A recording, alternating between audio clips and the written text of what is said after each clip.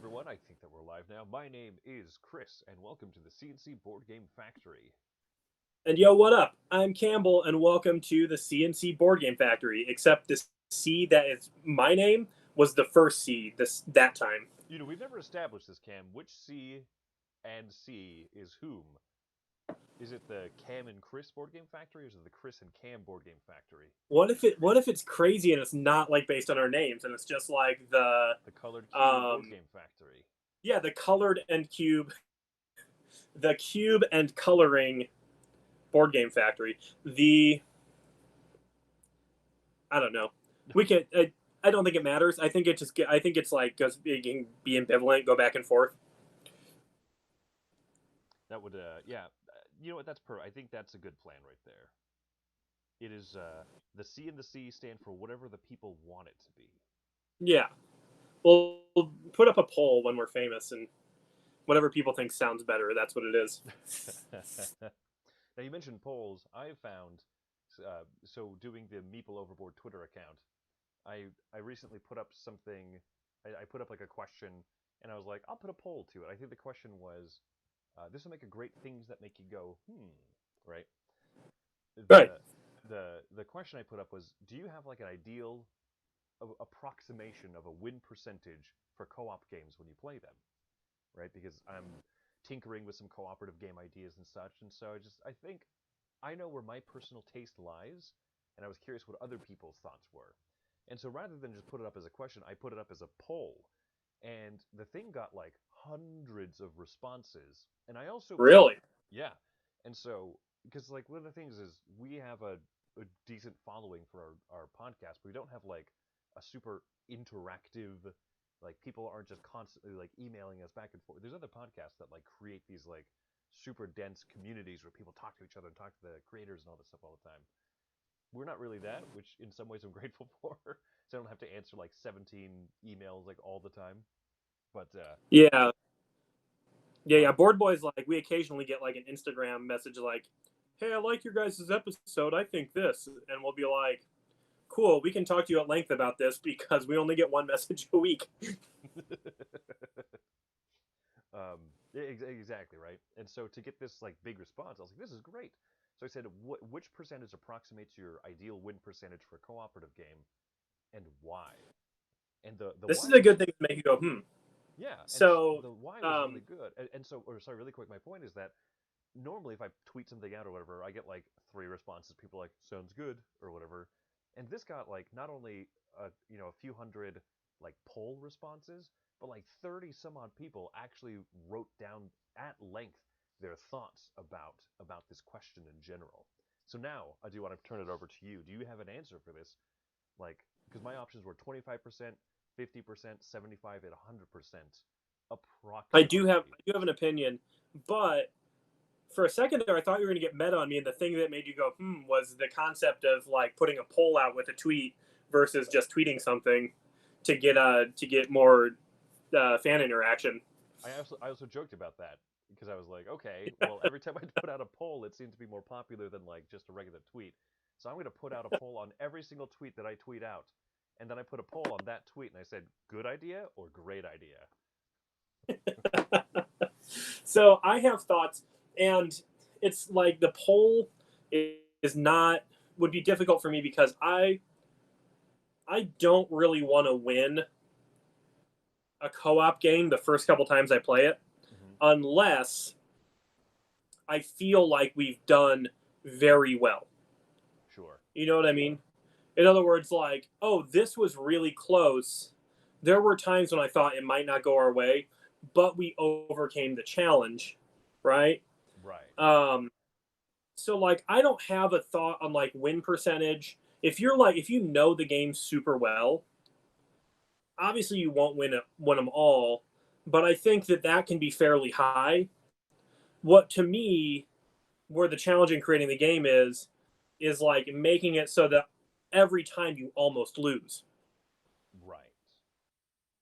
So, like the end result to me isn't the enjoyment of the game. Like if we crush the game or get crushed by the game, I could probably tell you that I didn't enjoy either of those experiences. But if we were close to winning or we were close to losing, I probably enjoyed the game a lot more. Right.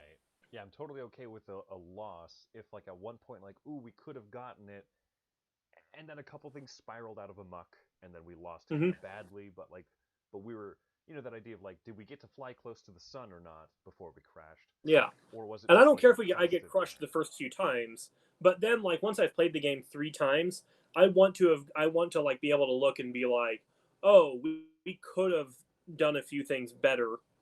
And then if we win, I want to look back and be like, oh, we were by the, our decision making won the day, yes. right?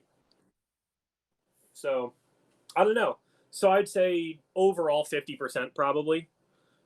Now, I, Maybe not even probably on the underside of 50%, hopefully.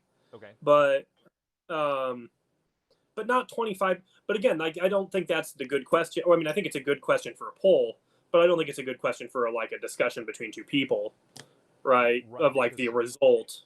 there's so many more nuanced reasons behind it. And now the poll was Yeah. just a poll to kind of just gauge, like, a very high level idea. No, it's a great poll Yeah. question. Or I guess a great poll set of. I mean, I think that you quantify people's ideas better with results when you look at a huge sample. Hmm. But you and I can talk what actually makes the game fun, and we're trying to make a game over here. So isn't that important? Right. Now, my favorite part was because I asked the question, why? Right? Because then people were like, ooh, I voted for 50%, but, and then they went to this big diatribe about exactly why. And I found that incredibly instructive. And it was things like you said, like, did I feel like I had a chance of winning? If it's, and if it's below 50%, then is it just that the game is too difficult? If it's above, if it's at if it's at 75%, is it just that with optimal play, you should win every time, but because of luck, you're not winning. There's a lot of good, nuanced Right. discussions about it, which I thought was really good. And so, my thought is to answer my own question. I know that there's a big trend. People saying, like, "What statement would you make to revoke your gamer card or whatever?" I like my co-ops. I would say 75% winnable. That is, well, like you said, once I know the game, I'm okay getting crushed maybe my first few times playing the game. But if I know the game pretty well, I think 75% is reasonable because that still has, approximately 75%, because that still has that threat of I'm going to lose these fairly often. If I play 10 games of it, I'm going to lose 2, 3, maybe 4 times. Yeah. And I think if we're just like, if you just asked me, how often would I like to see a competent, like a group of people who know the game win a co-op game? I think my answer would be similar to yours. The problem for me with a lot of co-op games is sometimes a card flip determines like whether you win or lose, Hmm. and that doesn't always feel as good as um, okay, like a game like Letter Jam, right? Yeah, Have you played Letter Jam? I have. I got to try it once. You always have the opportunity to like crush Letter Jam, Hmm. but in practice it doesn't happen because you're working with the only random chance you're working with is what letters come up for everybody. Right. But like there's no like, oh no, we rolled like a berry fell off the tree and now we don't get to use that card, and also we lose 2 lives. Um, like that, I think game exists like it's. I like that it's hard, and I like that when you do pretty well your first couple times playing, you're just scratching the surface of a good score. Like a game like Hanabi or things like those, or Magic Maze, or any game where you like your cooperation actually determines your success. Hmm. Um, I think you should be winning that a lot if you love that game. But every time you win or lose, it's because you can't go like, oh, the game let me win this time, Right. Yeah. and you can't go like, oh, we lost because we had an outbreak, but like that was a stupid place for it, you know. Not that I'm saying like Pandemic's not a great co-op game. Like a game like Pandemic, I want to see a good team win more than they lose. Right. But I'd rather see the game not leave as much up to like a bad situation. And some people really like those sort of things. I think the shorter the game, the better random chances. And so Pandemic is right at that level, I think, of time commitment to have like stupid little things like that happen. Mm-hmm. And I think you can also get really good at Pandemic, but then maybe just one guy is really good at Pandemic and everybody else is. But that's a whole different discussion. That is. So, That is. Yeah. um, but no, I'd agree with you. For a game like Pandemic, I want to see people win 75% of the time. Mm-hmm. Like you said, competent plays. Because I don't think there's ever a time that you can truly say we made 100% of the optimal decisions every single time. Right. But competent. We made competent decisions every time. I feel Mm-hmm. good about that. And so we have a. Okay, Oh yeah, go here's for it. something for you. If now let's look at a game that has a betrayal type mechanism in it. Ooh. What percentage do you think the bad guys should win versus the good guys Ooh, I like that question. I might make if that my everybody's next. good at the game? I might make that my next viral Twitter poll. Okay. My answer is really stupid. I think it should be 50-50 You think it should be if 50? everybody knows what they're doing. I Oh man, I really like this question, right? Because you have your lengthy games, you have your Dead of Winters, and you have your Battlestar Galacticas, and then you have your Mm-hmm. really short games, the things like Werewords and Insider, and Spyfall, right? And so, Yeah. are you speaking generally? Like I said, the word co-op. That could be Um, a 10-minute co-op game or a 3-hour in a co-op game game. like BSG, I want there to be equal chance for the betrayees to do it. But I'm okay with swinginess in a short game like Werewords Mm-hmm. because then like if the bad guys win like 80% of the time in Werewords, you feel really good as the good guys if you win. Likewise, if the good guys win 80% of the time in Werewords, you feel really good when you win as the werewolf. Yeah. Uh, so I think that's fine in a 5-minute game. Right. But I want it to be as close to like even, which has always been one of my huge problems with Betrayal at House on the Hill. Like, not to mention, I think it's kind of a boring game. It was awesome for what it was at the time, Correct. but like, if you look at the haunts, like the writing in those, it's like the people didn't even read the rule book before they made their haunts. They're just like, oh, this is a cool idea. And then you like every time I play that game, it's like, well, what do you think we should do in this situation? Well, the rule book doesn't say and the haunt doesn't say, so I think we should do this. And somebody's like, no way, man, I don't think we should do that. But either way, like the good guys win like 99% of the time in that game. And to your point earlier of like luck and determinism and stuff, Betrayal is hilarious because the one time that I played, I had a haunt where I was the betrayer, and I had to like do this. I had to kill Wendy. I had to kill my wife's character in the game, right? Boo! And I was like, oh, cool, that's fine, right? I still didn't know what I was doing. It was my first time playing, and I randomly got picked to be the betrayer. So I go to the other room and I read this like little section of the book, and I'm like, okay, kill the person who has the opal ring. Which one has the opal ring? I come back and everyone's like, the three other people have discussed what they're gonna do, and I look around and I see Wendy has the opal ring. I'm like, okay, cool.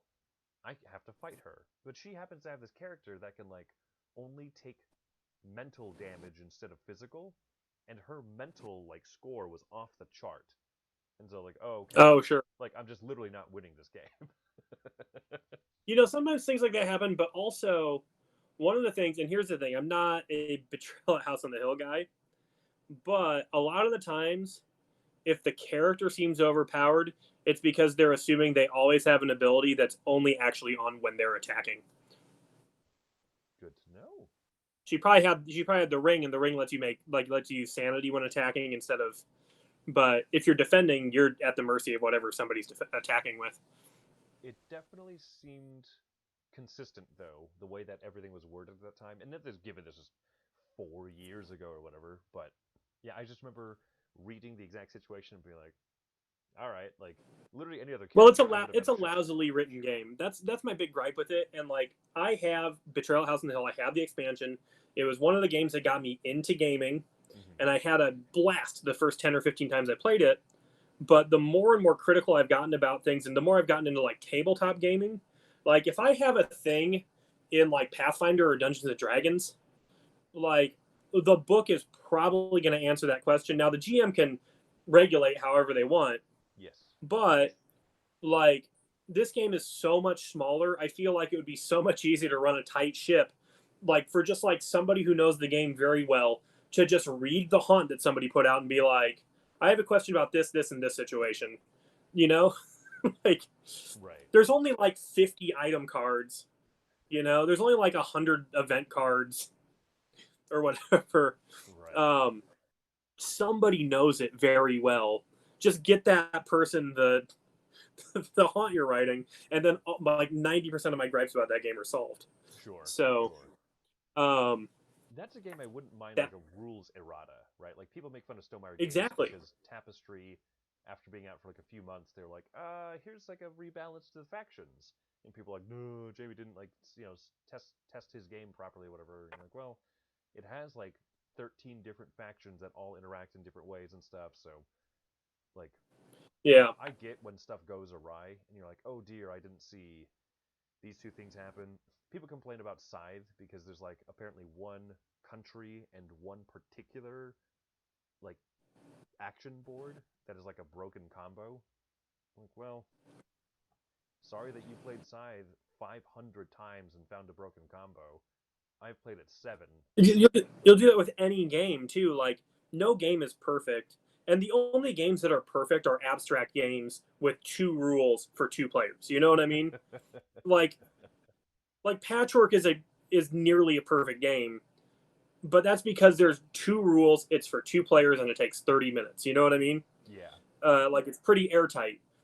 You both have the exact, and here's the thing: you could play that game 1,000 times and realize that 2 equally matched players have a 51 and 49% chance of winning if one player goes first. You know what I mean?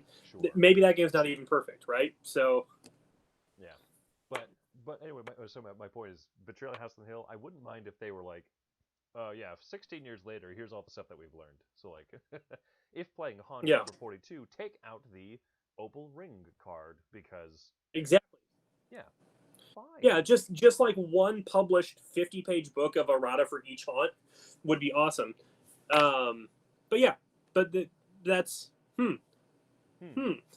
I'm gonna think about this betrayal thing because I think I'm pretty close to you. The ideal percentage in a intenser game, I'm fine with that close to 50. I'm fine if the betrayers are a little bit lower, like 40, 35, because then it's more Yeah. rewarding to be the betrayer. But but it also depends how fun is it to be the good guys. Is it boring to be the good guys and only the betrayers have fun? You know, Well, but I mean, you have a problem if that's the case. Like, I that's think outside of Battlestar the rule Galactica percentage. really does the game well because it's fun to be any of those roles. Right. Uh, but there are games where it's like probably less fun to be the betrayer and probably less fun to be the good guys. But Right. I'm not thinking of any like extreme examples right now. Right. This is a good question. This is a good thing that makes me go, hmm.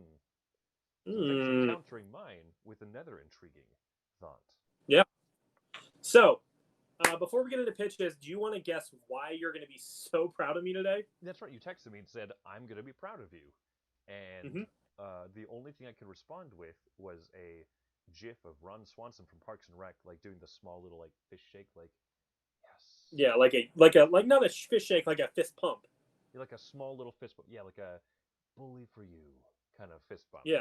So I am going to be proud of you today because you your pitch for today is going to be Baseball Aroma Revised 2.0.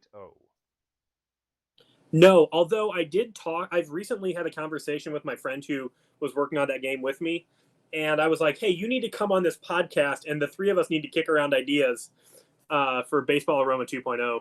And he's like, "Awesome! I need to get a hold of him. Maybe next week, or sorry, next week I'm out of town, but since we're so many episodes ahead, next week for you listeners, right? So, Yeah, we'll or figure it out. when you hit next on the Spotify or whatever."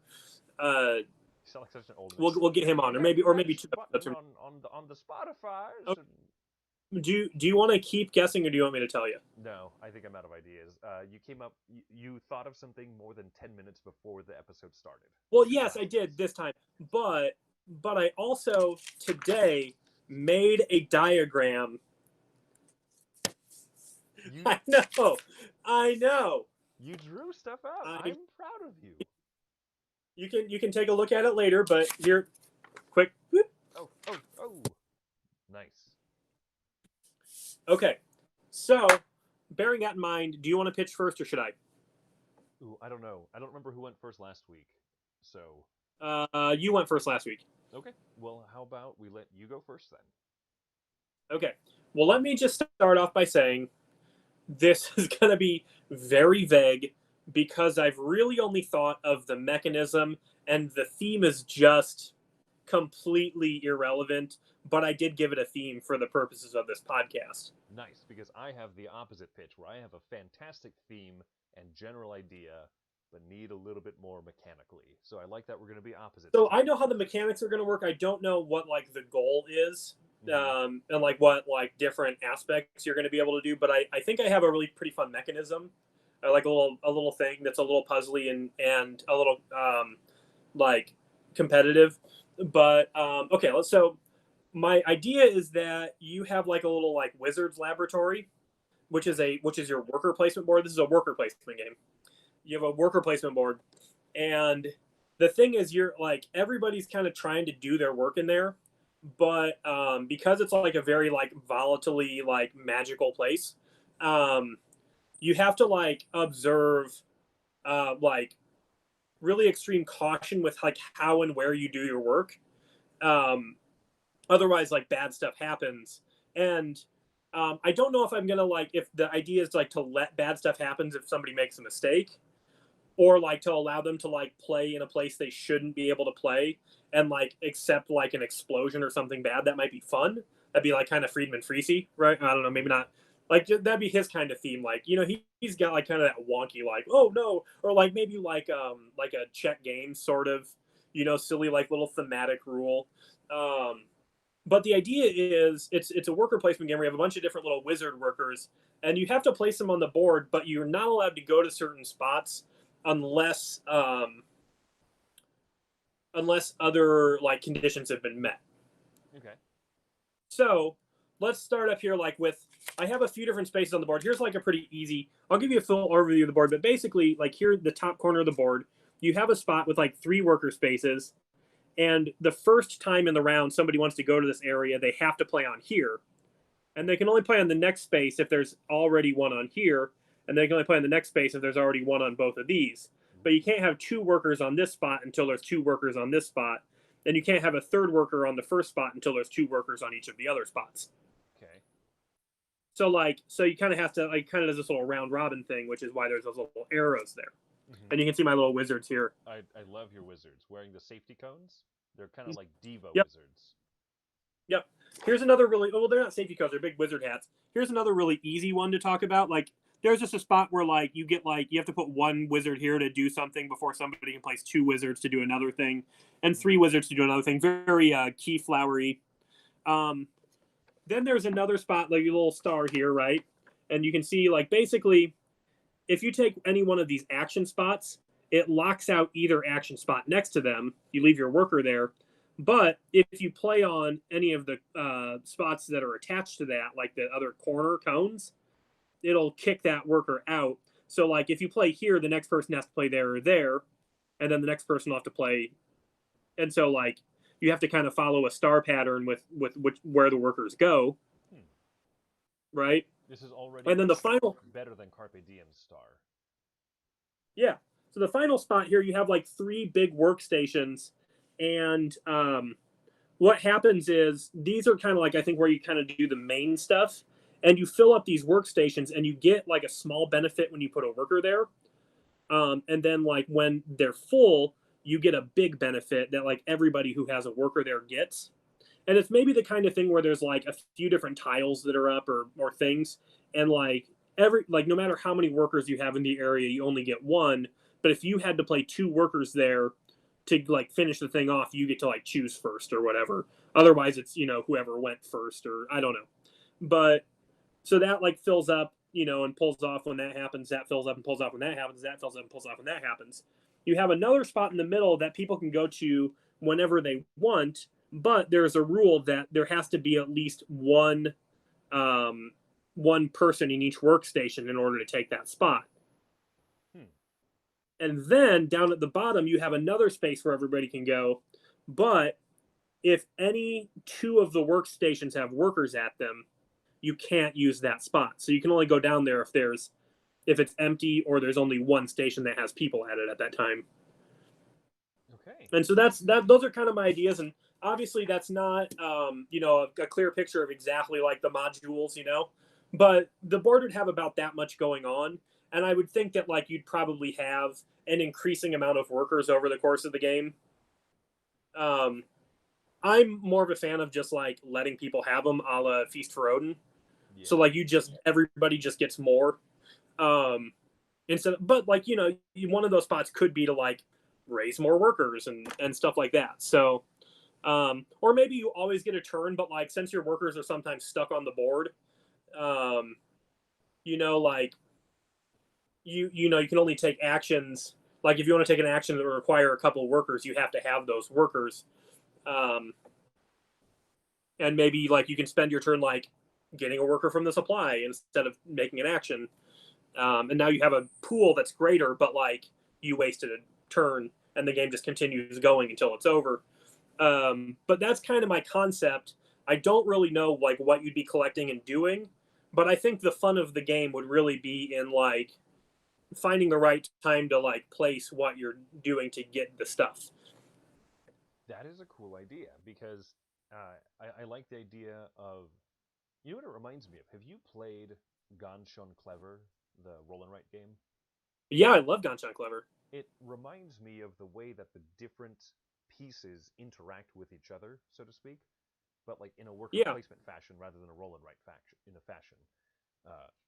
And so it's almost like you have lots of mini games going on that tie into one bigger game. Yeah, and that's the kind of the vibe I'm going for, is that like each little area kind of is like a necessary component of success. Or maybe you can avoid a couple of the things, but you have to kind of play by the rules of like what's available when it's your turn. And I'm a kind of like a hard Euro guy where it's like I don't want too much. Like I want to have my plan, and I want to have my backup plan, and then I want to have my contingency plan. You know what I mean? Okay. This would be a game more where like you have, I guess it'd be more Teotihuacán, because like Teotihuacan, like all the things you want to do, and what you have to do before like the end of the round, and what you have to get done before the end of the game. But like you prioritize the moves that are easier to make right then.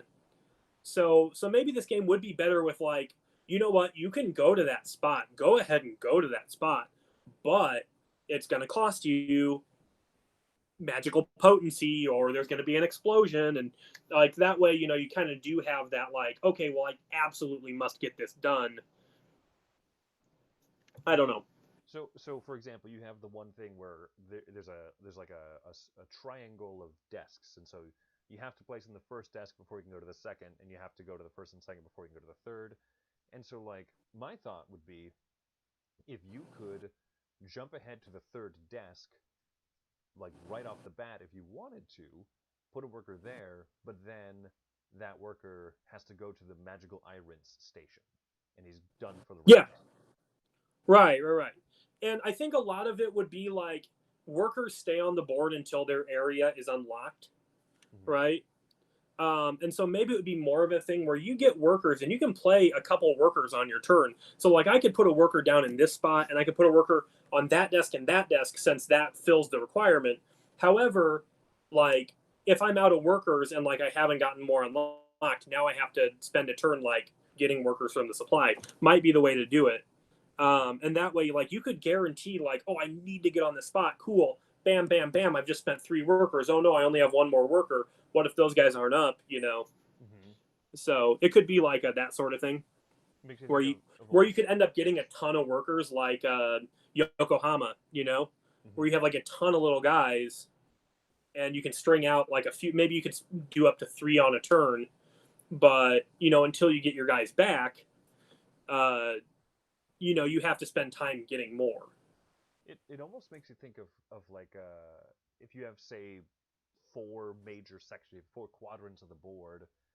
You could have almost like a Sandra from Kanban that kind of moves around the quadrants Right. and unlocks the workers from, and everyone gets the workers back, and then everyone Oh takes yeah. a round. Then the Sandra moves to the next quadrant, and everyone gets those workers back. So you're like, oh, if I put four workers down in the same area, like that's going to be hefty because I'm going to have to wait a quarter of the game, or I'm going to have to wait, like a few rounds to till I get them back. But it might be worth it to get a bunch of magical potions and toads now, or something like that. Oh yeah. This is Yeah, nifty. dude, that's a really good idea. The only thing that we'd have to think of if we're like thinking deeper into this game is like, hey, what are you making? What are you doing? What gets you points?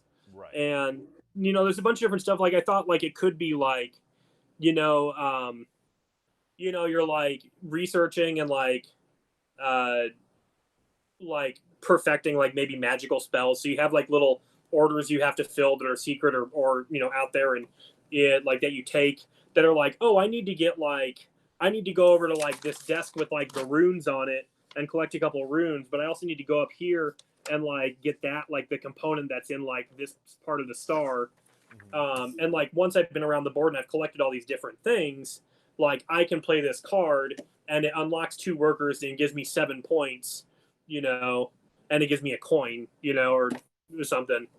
Right. And so like you could either and maybe one of the desks you go to is like to take the contracts, or maybe one of the desks you go to is to you know pay off your fines for like putting your workers out of order, and um and like again, the only reason I have like a little wizard thing going on with this is just because I think that the idea of like having to like kind of like step around each other in a little magical lab and be like, oh no no no, like we're gonna have some bad energy if you're working on that stuff, but nobody's like working at this desk to like harness that um thematically. um It's nicer than having a uranium explosion. Like it's more Right. thematically Yeah. digestible. Yeah. And it's like, and you can see, like, I do think that, like, it would be a little chaotic thing, like, little goblins or wizards. Here's some guys carrying a cauldron right there. There's a wizard with a little staff and a black cat. Um, there's a little guy peeking out over here. I got, Taking a nap under a desk. yeah, sorry that all of my designs for dudes on the board are cis white males, but that's one of the problems. That's one of the problems when you do stick figures. On white paper, yes. Yeah, That could be a lady with a beard. It's fine. Wizards can have that's beards. true. I just wanted to go with like every wizard has like a big white beard, um, and that could be the case. Yeah, So I like this. I like the mini game because I think they're Moon aspect of and the Star workers. Hat wizards, right? Okay, yeah, like the stereotypical like, oh, Yeah, herpy derpy. Let's like yeah, like woo. cartoon wizard, like yeah, Moon and Star on the hat, like oh, I'm looking through the book, you know. I'm absent-minded, but I'm also condescending, Like, yeah, This is great. This is great. I but like it. that's my pitch for the day. What do you think? I love Wizard Island. Yeah, it is Wizard Island. Wizard Lab Island. Okay, for posterity here, we'll get the whole thing in frame. There's my diagram. Perfect. That's great, We man. did it. All So right. Yeah. So I like the idea of the bigger picture is still kind of nebulous, right? So it could be contract fulfillment. It could be. I mean, it could be something different. It could be like a race type thing. There's something to be said about board games where the end game mechanism isn't necessarily so much like who has the most points, even though I typically really like that, like hmm an Istanbul type game or whatever, or Montana by Rudiger Dorn, where you're like just first person to complete 7 trials, like is the winner or whatever. So Here's the thing that makes you go, I think I know why people don't like a victory condition. And it's because there's something nice about still not quite knowing who won, even when somebody ends the game. I agree. And then I feel like it allows you to play the game the way you want to play it.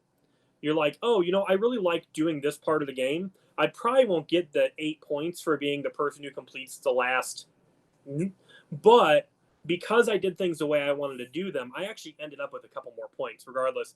And so I've never been a big fan of like you win when conditions, unless like in like a worker placement type thing. And I wouldn't say I wouldn't consider it, for if we're working on something like this. But I feel like those things have their place in 2-player games, in area control games, in team games, in like one versus many games. I think like win conditions are good. But for like a crunchy Euro, I think that's why people like points. I think so. Yeah, but especially the joy of like, okay, let's tabulate end game points, and you just like flip over a handful of cards. You're like, yes. Yeah, you're like, well, I had the end game scoring condition that for every worker I have, I get 500 points. What did you guys get? I get 2 points per banana. I have 3 bananas. That would be like the meanest thing to throw into like a game. Just like after playtesting, after everything else, like nobody knows it's happening, and then you just print one card that's just like so radically broken, like in the most obvious way. And then be a big defender of it on like the forums for like a week, and then it's like, no, I'm just joking. Like, rip up that card. That's just a joke, you guys. Like, You know how sometimes you get a punch board and it has like the blank one in the corner because it would cost more to create a new punching board yeah, that was like slightly different. So they just like print out a blank token instead of having the blank token. Just put in the thing like this is worth 7,000 points. yeah, exactly. And like the scoreboard goes up to like 50. Like you have a little shit you can flip over, and like an average score is like 80 points. That's what this game needs. Right. I'm glad we got that. So, what do you got for me today? What I've got is a concept thematically unlike yours, right? This is almost a polar opposite, where I don't have any mechanisms truly down, like gameplay mechanisms, but I have overarching mechanisms, right? This is a thing that is ambitious and it's big, and it would require like actual research, not just like how do you fix a game research, but like research.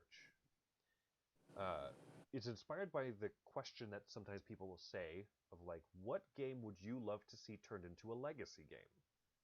Cam, do you have an answer for that? A game that exists that you would want to see turned into a legacy game? I know that for sure that I do, but I'm trying to think of what it would be right off the top of my head.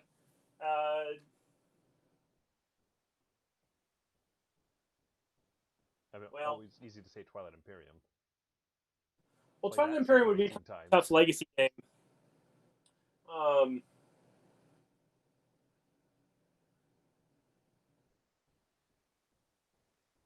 I don't know. Like I had this thought very recently. I was playing a game and I was like, this would be a neat legacy. Like there's some really obvious answers in games I play. Mm-hmm. Like I guess there are probably people who'd want Twilight Imperium legacy, but like terraforming Mars would be a really easy legacy target. Okay. Because it's like, oh well, like you've gotten this portion of Mars terraformed. Now like put these stickers down, and like now you have to do this next part of Mars, and I guess the legacy doesn't work if you're playing on the same board the whole time, though. You would need like different boards. You'd have to have like the box would have to be like that tall, because you'd have like, oh, here's Jupiter. Now we're gonna go terraform that. Oh, and here's Jupiter Part 2, and Jupiter Part 4, and Jupiter Part 99. Just make it one of those. Because Jupiter's way bigger than Mars. Also, it's made out of gas, so you can't really terraform that one. So you gotta send a lot of nukes to Jupiter, my friend. Yeah. Well, I mean, it can have one of those like spiral bound like storybooks. Turn the Mhm. page. What? Okay, hang on. See, I'm a dumb guy. What planets are not made out of gas? So Mercury? Mercury's made out of like lava, right? Not exactly. It is Does it? smushing because of its So proximity to heat. Mercury's not like a liquid metal. No, it's Maybe I always just thought it was because it's named Mercury. Okay, so Mercury's solid. Uh, Venus is just uh, toxic, is Venus the is answer. solid. Yeah, Yeah. Earth Earth, and Mars. Mars solid. You Uh, enter four gaseous planets, and then you have, the has been hack Jupiter.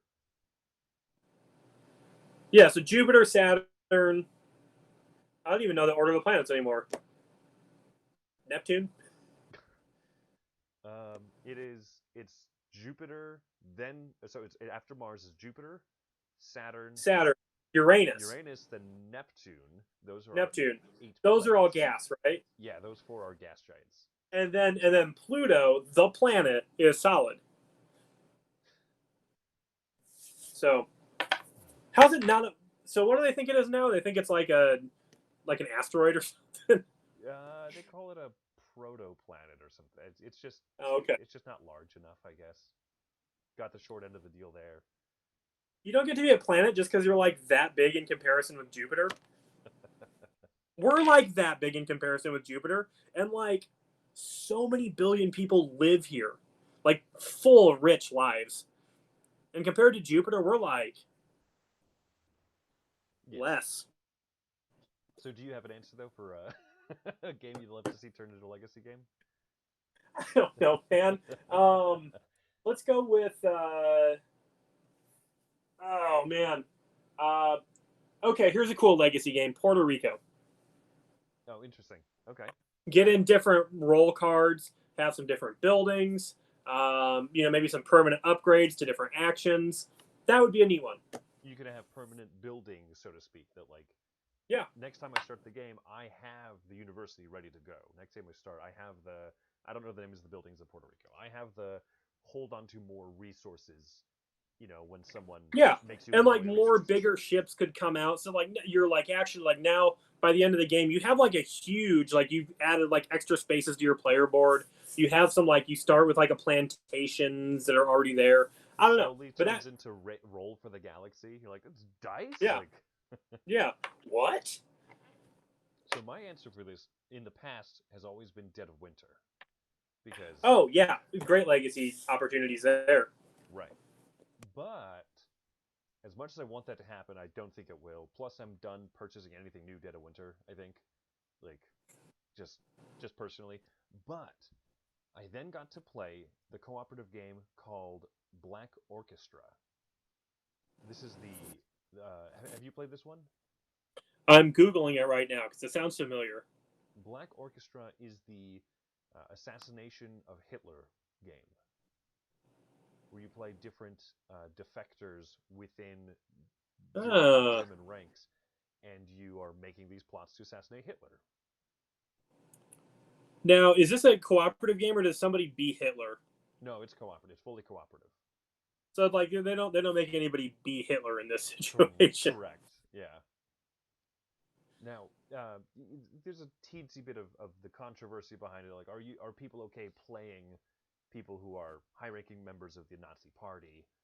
And the game kind of paints everyone as these like heroes, but some of them were not what we would modernly call heroes. Some of them were just disaffected with Hitler, and were like, we need a better Nazi leader. So, you know, not everyone in this game is like squeaky clean, but some people, Right. like if people have seen the movie Valkyrie, you play open. I forget his name, but like you play these people who are like high ranking in the military, who are like held high ranking civilian positions, and you're all working together to pass around information. You are trying to collect different bits of resources. So like there's a resource like information and a resource like poison and weapons and stuff. And if you want to pull off certain types of assassination plots, you have to have certain resource tokens. If you want to try and bomb Hitler's airplane as it leaves the Nuremberg airport to go somewhere else, you have to have like information which represents his flight plans and stuff. So you have to Sure. pass it around in secret and not get arrested by the SS. Now, I've always thought this would make an amazing legacy game because the game the game's scope is fairly large, right? It starts in like the late 1930s, um, ends in the mid 1940s, so it spans several years. There's event decks that kind of go through everything, uh, and I think that instead of a single session being a 6-year scenario, what I would love to see, this is where it kind of gets into my pitch now, is a legacy game, a cooperative, fully cooperative legacy game wherein the first session, like a single session, is not 6 to 8 years of planning and plotting and assassinating. The first session, all it is you are trying to recruit people into the resistance. That's it, right? The next game you're trying to get some information, and then the next session you're trying to recruit now this really high ranking Wehrmacht leader, this army general. You're trying to get him into the resistance, but it's super risky. But the payoff if you do recruit him is huge. You play like 6, 7 sessions that are just like setup and everything like that, and depending on whether you succeed at a mission or fail, you advance, or like regardless of that, you advance. But what will Right. change is at the end, the last 3 scenarios of the game are games where you get to actually try and carry out assassination plots. And if you have failed every single game up to that point, you have really limited which options you have to try and carry out assassination plots. If you win most of them, if you win half of them, whatever, right? It like closes one door, opens a different one. And so the game might come with like 12 different assassination missions you could do, but depending on the win loss along the way, you close off everything but say 3 of them, no matter what the win loss numbers are. Sure. And so I think it would work really great as a legacy game because everything would carry some weight. I think that the research part of this would be I would love to um, get into what were the specifics in history, who were some of these plot people, who were some of the what were some of the close calls that could have gone differently, and then you could play the little bit of that alternate history. Oh, if this mission had succeeded, then Erwin Rommel wouldn't have been suspected, and then he wouldn't have been killed, and then you can kind of continue on this other like branching storyline. I think the historical research would be super fun, though super involved. So let me ask you at least 2 qualifying questions. Please do. One, would each leg of the game A play differently, B play the same, or C expand upon but include the rules from each previous game? I assume that it would be best if it, especially the first few scenarios, built on the same type of thing, but just expanded in scope a little bit, and then Okay. kept the same card play or board movement or whatever, but then just expanded a little bit. And then at some point, I think a great twist would be, okay, like throw away the board now. Everything is now going to be done on these like open this envelope and everything. It's just a stack of cards that make the board because we're doing something completely different. Do you ever like do you ever play StarCraft or anything back in the day? Computer games where like I mean, you do I have played real time strategy games and I've never been good at them. okay. But yes, I don't think I ever actually played the original StarCraft, but I played some Warcraft and I Okay. played some Command and Conquer and I played some Age of Empires and I played some some Rise of Nations or whatever that game was called. So my experience, I played Command and Conquer as well, Warcraft stuff, but my most of what I've like played through was StarCraft. And I remember the sensation of doing like 3 or 4 missions that are all kind of the same. Start a base, build it up, get lots of troops, send them out, decimate. And then like the first time that you play a mission inside of a building, inside of an installation, and you only have 7 units for the entire mission. You know what I mean? And all of a sudden it's like this upending of, Yeah. oh crap, like this is not what I'm prepared for. Like I want those types of twists somewhere along in the way too. So let me ask you this. This is my second question. Do you think that the game would be better suited to being a legacy game where everybody's super surprised that happens and you maybe never go back and play again? Or would it work better as a campaign game where maybe you know that like you're going to be carrying out these missions and then it's going to culminate in like you getting like some chances to play and defeat Hitler, but like you don't really like write or like sticker or like do these different things. Like maybe you open like new envelopes every time you play the first time, Right. but like you can go back and play the entire game again and achieve entirely different results, and nothing in the box is actually damaged or ripped or cut or stickered, so that like you actually can, it's a campaign and you can just go back and like you can maybe just start from the killing Hitler scenario if you want to, like as a standalone thing, Mm-hmm. or you can like go through all these little missions and with different difficulty tweaks and stuff like that. Oh, let's play Mission 4 all over again. I want to recruit Erwin Rommel because that's a cool bit of history. Yeah, and I see it being more like people would probably either want to do like the whole recruitment phase and then like move to the end, or probably just play the end game. Mm-hmm. But or maybe it would be maybe that would maybe you can make the different phases different enough where people would like want to go back and play app just one of the phases. But I was thinking more of like people would go back and play the entire campaign again a couple years later, That's true. or maybe the recruiting stuff is like maybe each one of those takes about 30 minutes and you get through a couple a night, you know. But That's see, true. what would be so cool is, and just get ready to All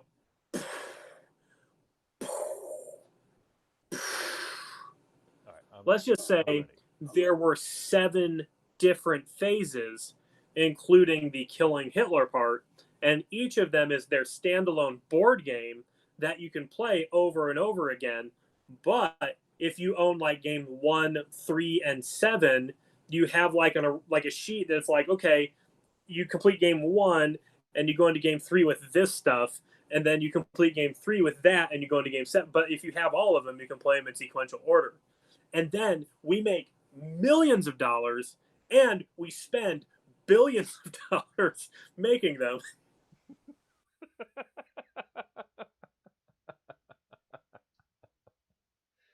Yeah. I like that part where I ruin my financials. Yes. Yeah, but seriously, like what do you think about like campaign versus legacy? It's true, right? The benefit of campaign is replayability and all that stuff. This is still a thing I have a debate on, right? Because people complain about destruction of games and whatnot.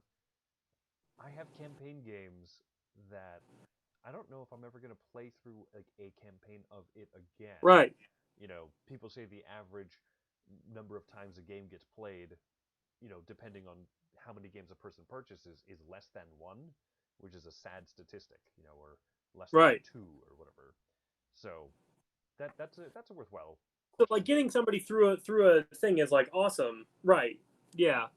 Or maybe I don't know, maybe you set it up so that like all the stuff you're doing with the recruiting like maybe gets like ripped and stickered and never used again or whatever. But underneath that whole game, when you go to kill Hitler, like you use everything that you have, Mm-hmm. but underneath all that is like a bunch more envelopes, and it's an abridged version of those first 7 runs that you do as like a run, where maybe it's like maybe all those original runs are like an hour long each, but this thing takes 2 hours or 2.5 hours, and but then you get all this reusable stuff so you can go into and then instead of campaigning, you're like, hey, we're gonna play 2 games tonight. We're gonna play Kill Hitler Part A and Kill Hitler Part B, and it's gonna be epic, but like we have that whole game there. I don't know. I think what you say reminds me of. I think it's Aeon's End Legacy, right? There, where after you play through, because they tout it as once you're done with the legacy part of it, you can play this as like as regular stuff, as regular cards that you can mix with any Aeon's End set. You can mix stuff in, you can mix this out with others and stuff. And what they do is some of the cards that you like mess up and jack up along the way, like at the end, not really a spoiler, there's like there's a little stack of cards that you can open up, and they're like, here's all the non-written on versions of those cards. Like, so boom, I mean, you have now a replayable legacy experience Right. with that soft reset type thing at the end. And so what you said makes me think of, what if you play the we keep saying 7, right? 7 opening scenarios, and then depending on that, to finish out the campaign, you have 3 attempts to kill Hitler, and then afterwards, for people who want replayability, you open up an envelope, and anything that was altered or changed or upgraded or whatever, there's just like a generic powered level version of it, and say if you want to play any of the other 9 assassination plots that you didn't get to play, use this set of generic powered cards. Sure. And then you have everything open to you at the end, so you don't have to The replay through the setup scenarios, so to speak. the thing I'm thinking of though is, what if what's super fun about the game is the setup scenarios, and people are like, I don't really care about just going back and killing Hitler. Like, I like the challenge of like being able to like do this, and I don't know, but yes, it's just, to me, like personally, from what I like in a co-op game, and I'm arguably not the target demo for a thematic legacy co-op. Sure.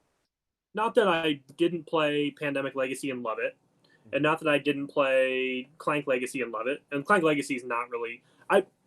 We haven't finished Clank Legacy, so I don't know who wins in the end. But I'm not really the target demo for like a really long cooperative game. Okay. Um,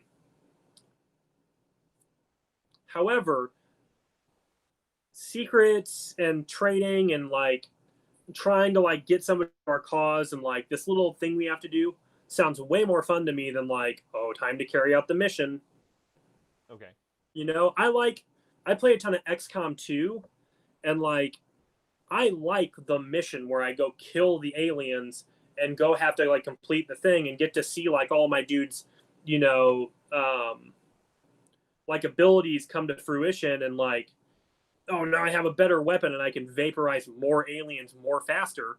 Mm-hmm. But what I really like in that game is when the mission's over and I get to go back to base, and I have a limited amount of time to heal the people I want to send on the next mission, and I have only one research I can do, and like, to me that sounds like the part leading up to the assassination, and then the assassination is the mission, you know. Okay. And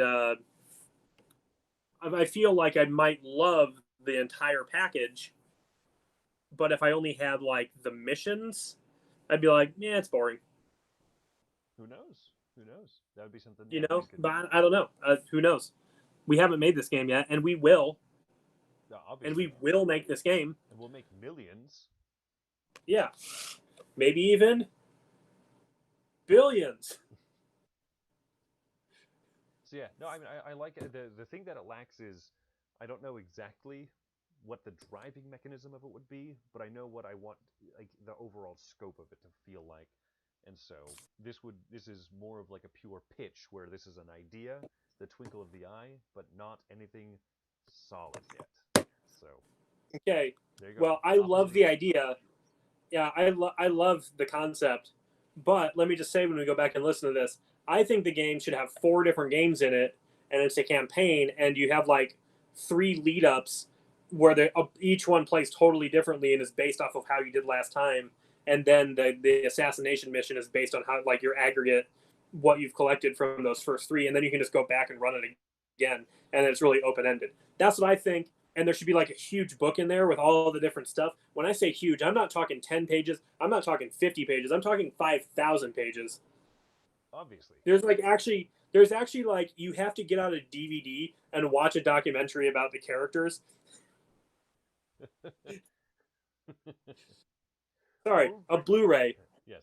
Ulbricht Oppenheimer he was one of the most important generals in the Yeah. Wehrmacht during, and you're like just I gotta watch this 3-hour documentary. like a modern German, uh, yeah, Just yes, a modern historian. German old historian Like, guy. well, my grandfather was, well, we won't say what he was doing during the war, but he taught me many things. Poor Germans. Now, let me. They're never gonna live it down. It's gonna take 1,000 years until we view Adolf Hitler as like Genghis Khan. Like it's So everybody for the next 6 generations is boned. So let me ask you this question, right? Because there is the issue of the honest recency of the of I mean, like, this is not that far removed into history. People treat it like it's, well, the photos were in black and white, so it was a long time ago. It wasn't really, right? Mm-hmm. If we built up your, let's say that we build up a universe, a space universe, a space galactic warfare type thing. We make your game with the politics phase and everything like that, like your Twilight Imperium Express, sort of, where everything is basically politics phase and then like a small, like, other stuff phase, the big politics phase. Yeah, yeah.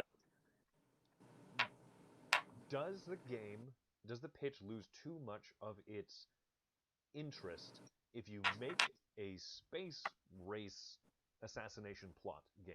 Like, you have to kill. No, if the IP is solid. Okay, because it has to have a good backstory. You can't just be like, Nazis but space. Mm-hmm. Kill the Like kill the what game did they like? Basically, they tried to take the Dune board game, right, and make it a Twilight Imperium thing. Yeah. And I don't think it worked super well. And Twilight Imperium has a great IP. Now, they weren't doing something I think anywhere near as interesting as like actually being like, oh, like I'm like this Hakan Chancellor who like gets to use my powers of like trading to like fund this operation this time we play this. Oh, and I'm the turtle guy who like gets to use my oh, I'm like the guy who's like in this race who is like currently like dominating, and like I'm sympathetic to like all the other races. But what could be really cool about something like that, if there was like this, this space race epic thing, is there could be like recharge packs that like put like a different faction like in charge that you have to go take down, and they play differently than so like, oh, maybe first time you have to combat like the really militaristic race of the game, but like, okay, that's been done and somebody else took charge, and now you have like an expansion pack that has like a couple new characters, and but now you can play against like this regime, and the game is like different, because of it, but you still have like the same base rule set. So I was wondering about that, just because the theme of let's kill Adolf Hitler is very punchy and people get it. Whereas you say, like, this game is set in the quantum universe, and you have to kill the Grand Zukar of the Kataro race, and Grand Zukar Ozamon is has here's the whole history behind it. But if you just say, like, kill Hitler, people are like, Yeah. yeah. And it's surprising to me, like, because I felt like growing up, like that theme, like in a video game, was very like everybody was like, yes, we're all on board. That's how you make killing in a video game okay. But now, like, I don't know. I feel like people are more sensitive to like a Hitler theme now, but I think it's because everybody thinks that anybody who's their political opponent is actually a Nazi. That word gets thrown around a lot now, from every corner to every corner, and I think everybody's just like, "Oh, you're part of Antifa? You're a Nazi. Oh, you think that people shouldn't kneel at a basketball game? You're a Nazi." oh, do you not wear a mask, you Nazi? You're making me wear a mask. You're the Nazi. It's convoluted the word for sure. And then there's actual Nazis, which I'm still actually opposed to, and I think that it's fine to have a video game where you go around and kill Hitler.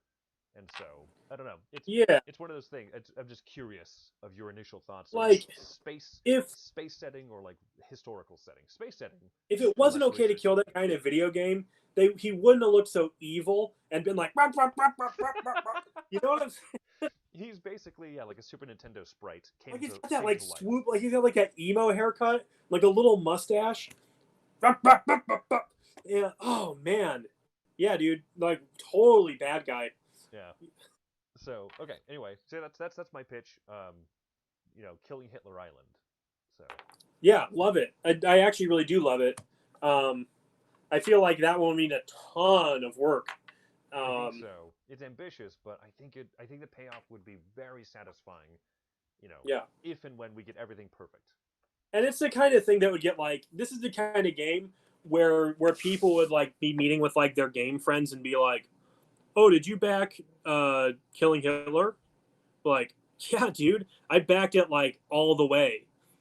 Oh yeah, me too. It's probably not gonna be here for like 4 years, but I'm so stoked on it. Yeah, $350 all-in pledge, all miniatures, and the Space Hakan Grand Zukar expansion. Yeah, yeah, yeah. And the Wolfenstein 3D expansion too, where when you go kill Hitler, he's actually in a big robot. Perfect. Maybe we'll just get the Wolfenstein. We'll just appropriate the Wolfenstein IP without permission. I don't think Bethesda's going to be pumped on that. Whatever. Who's ever heard of Bethesda? Yeah, more like I can't think of a good pun for that. No, because it's the dumbest thing I've ever said. So Oh, I was trying to think of like Bethesda, more like still can't. still can't. No, this it's quite unique. So anyway, Yeah, there you go. Those are our pitches. Cam, we have one more episode of pitches. Is that right? And then we're gonna go through and and then we'll go back through and do a second round of like, hey, what do we like? And that's when we begin the narrowing down process. I think, right. which who knows how long that'll take, but um, definitely I want to be able to listen to all the episodes again before we really start narrowing stuff down. That's fair. But how many do we have actually released now? Like on the podcast channel, I don't know. Yeah. I'm gonna like. I think this is episode 9. I think we're at like 6 or something like that. I'm gonna catch up a few more quickly, kind of. Oh, I think we're doing great. I don't think we necessarily need to release them super fast. Um, but oh, there we go. I found the podcast. Here it is. We're on Spotify. Oh yeah, yeah, because we're professionals. Yeah, baby. Well, we've done good. We are the best, and this is the podcast. All right. Anyway, yeah, I think it's a good time to wrap up. We're about an hour-ish, maybe a little bit over. So overall, Oh, we did pretty good. Though. yeah, overall, I would say, So hey, good episode. I really like your idea of the weird I really like your idea. wizard blow up desk and magical eye wash potion station. Like every time you blow up, you have to send like that wizard and another wizard. Like you lose workers each round. Like I like it. Yeah, the one wizard has to like walk the guy to the nurse's office because his like eyeballs are like melted. And they're German. You know. Yeah, and they're German. Excuse me, madam, madam nurse, madam, the eyeballs thing again, again. Yeah, Frau Nursen, yeah, Dieter's eyeballs have melted because he tried to use the magic circle in the wrong position, and now we have to try to regrow his eyeballs using magic. I don't know if that's a very good German. Yeah. Have I told you my German kid joke? Do you wanna end on a joke? The one where the kid? Yeah, I did. I told Yeah, you that yeah, joke, and and, you're and like, I I don't get absolutely it. didn't get it. That's right. Yeah. But no, I love that. I love that idea of like, Dieter's eyeballs melted again. Fridays, what can I say? Yeah, You have yeah. a.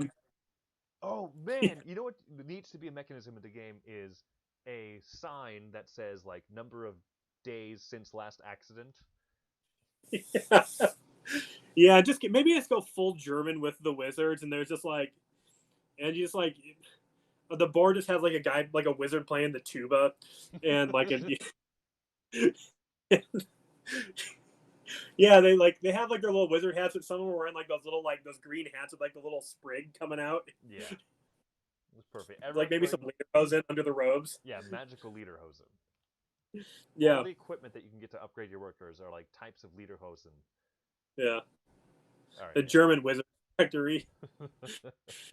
There we go. All right, man. Well, good podcast. Great podcast. Best that anyone has ever done this side of the Mississippi. We are on quadruple, quintuple, yes. Sextuple. Are we on opposite sides? Are we on opposite sides of the Mississippi from each other? Yeah, dude. Okay. Yeah, I couldn't remember. Oh wait, no, sorry. We're on opposite sides of the Missouri, right? The Mississippi River is east, I think. Now you're getting me mixed up with which one's the Missouri and which one's the Mississippi. This is a perfect place to end. Thanks for listening to CNC Board Game Factory. Hang on. I'll figure it out. No, we're on the same side of the Mississippi. We're on different sides of the Missouri, which is not as important. Yes. Not as important. I don't even know if the Missouri River goes all the way. Good podcast.